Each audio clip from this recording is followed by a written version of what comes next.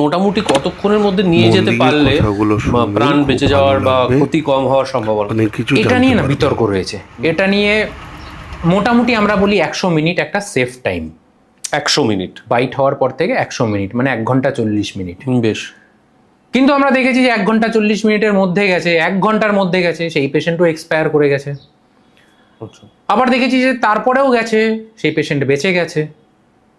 মোটামুটি আমরা 100 মিনিট আমরা বলে থাকি। 100 মিনিট। এবার দেখো, ডিপেন্ড করে সাপ তোমার শরীরে কতটা বিষ ঢেলেছে, সেটা তো তুমি আমি জানি না। না না, জানি না।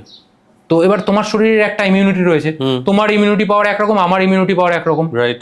তো এবার তোমার শরীরে বিষটা কিভাবে কাজ করবে আমার শরীরে সেম ভাবে নাও কাজ করতে পারে। মোরাললেস একই ভাবে করবে। আমি ইমিউনিটিটার কথা বলছি, মানে প্রাইমারি যে ধাক্কাটা সহ্য করা, শরীরের ধাক্কা সহ্য করার ক্ষমতা দুজনের দু রকম।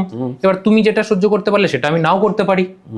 বা সাপ হয়তো মাত্রাতিরিক্ত, একটা স্পেকটিক্যাল কোবরার 12 মিলিগ্রাম নিউরোটক্সিন বিষ লাগে একটা মানুষকে মারার জন্য। সেখানে যদি তোমার 30 মিলিগ্রাম শরীরে চলে যায়, 40 মিলিগ্রাম চলে যায়, তাহলে তুমি হয়তো তাড়াতাড়ি গেলে তাও হয়তো কাজ করলো না। অলরেডি ও যা ড্যামেজ তোমার নার্ভাস সিস্টেমকে করার হয়তো ব্যাপকভাবে করে দিয়েছে। সেক্ষেত্রে তুমি 1 ঘন্টার মধ্যেও যদি পৌঁছে যাও, হয়তো বাঁচানো গেল না, এরকম হয়। তো ওভারঅল অ্যাভারেজ আমরা 100 মিনিটকে সেফ পিরিয়ড বলি। 100 মিনিট।